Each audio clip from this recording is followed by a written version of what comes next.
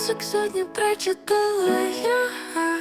Там, где в грозах все принцессы живут, там, где в башне на небесах принцы сотню лет ждут. Высоко-высоко под небом, где замок утопает в облаках, поет под окном принцесса с ветром в волосах. Небо пело колыбельную, смеялась гроза, и вдали мерещился замок из песка. Но для меня все это просто сны, туда, куда уносят меня мечты.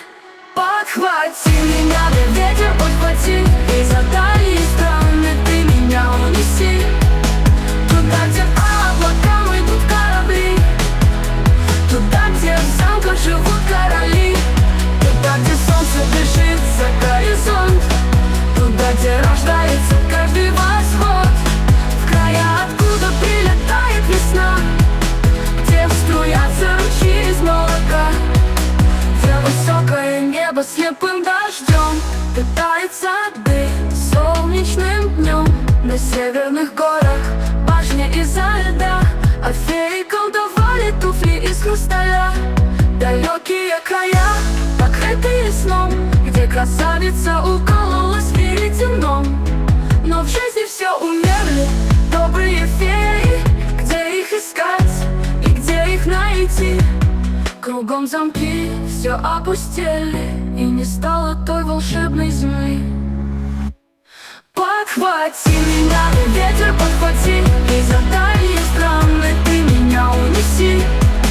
Туда, где по облакам идут корабли, туда, где в замках живут короли, туда, где солнце бежит за горизонт, туда, где рождается каждый восход, туда, где обещали вечное счастье, туда, где нет никогда ненастья, туда, где все по волшебству, туда, где все как наяву, туда, где никто не бывал, но каждый эти земли искал.